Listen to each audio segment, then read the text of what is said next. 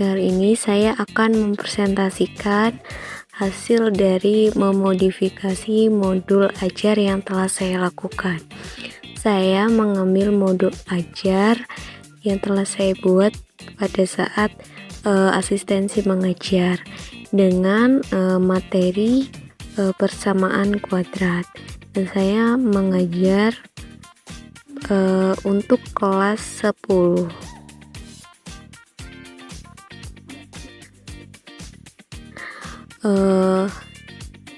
Berikut saya paparkan modul lama dan modul yang telah saya modifikasi.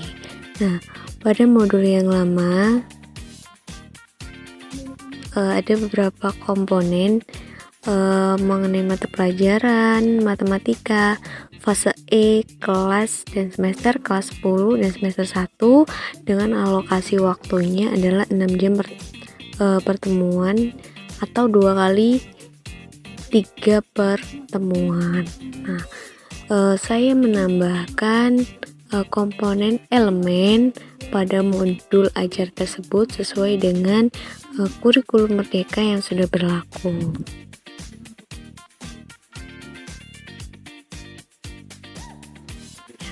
Selanjutnya, untuk pendekatan model metode strategi pembelajaran di modul yang lama, dia hanya menggunakan satu model pembelajaran saja. Nah, pada hasil modifikasi saya menggunakan 2 model pembelajaran. Pada pertemuan 1 menggunakan discovery learning, dan pada pertemuan 2 menggunakan problem based learning. Dan juga saya menambahkan komponen capaian pembelajaran karena pada modul sebelumnya belum dituliskan capaian pembelajarannya. Karena saya mengajar kelas 10, maka saya menggunakan capaian pembelajaran fase E, di mana siswa dapat menggunakan sistem persamaan linier 3 variabel, sistem pertidaksamaan linier 2 variabel, persamaan dan fungsi kuadrat, dan persamaan dan fungsi eksponensial dalam menyelesaikan masalah. Sebenarnya kalau untuk tujuan pembelajarannya sudah sama. Nah, untuk pemahaman bermaknanya saya akan lebih mendeskripsikan lebih jelas, yakni dengan peserta didik mampu mengkaitkan materi persamaan kuadrat dengan keadaan di sekitarnya, serta memotivasi pemahaman mendalam dan mempraktekkan persamaan kuadrat dalam kehidupan sehari-hari. Nah, untuk pertanyaan pemantiknya sama ya, jadi tidak perlu dimodifikasi. Nah, selanjutnya, ini pada pertemuan 1 di modul yang lama menggunakan problem based learning. Nah, sedangkan saya menggunakan discovery learning. Nah, ini terjadi perbedaan di kegiatan intinya. Ini yang pertama, fase pertama discovery learning lebih menekankan kepada pemberian rangsangan atau stimulation. Kemudian fase keduanya menggunakan problem statement atau pernyataan atau identifikasi masalah. Jadi setelah tadi ya, guru, mungkin saya jelaskan lebih dahulu. Guru memberikan contoh penerapan situasi nyata dari persamaan kuadrat dan fungsi kuadrat, dan memberikan tayangan video pembelajaran terkait materi dalam kehidupan sehari-hari. Selanjutnya, guru membagi siswa dengan beberapa kelompok.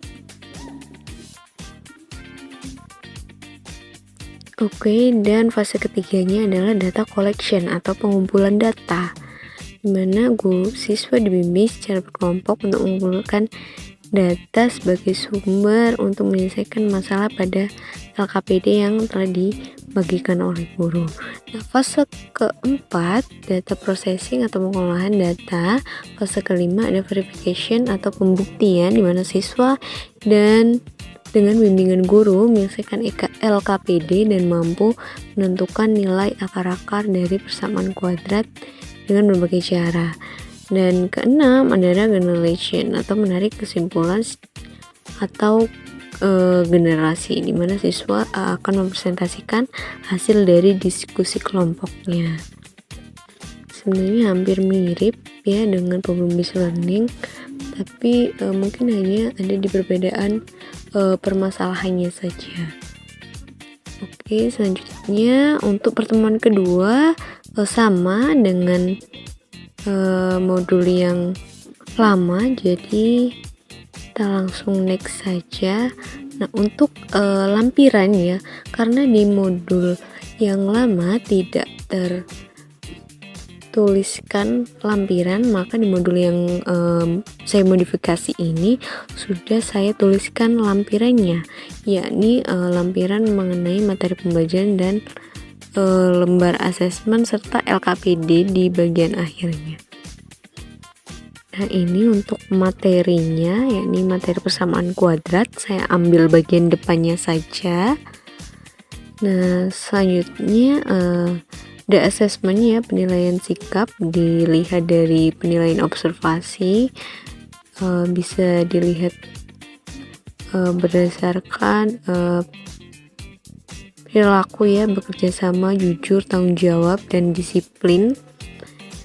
Nah, selanjutnya ada ini ya, asesmen penilaian, kisi-kisi soal dan rubrik penilaian.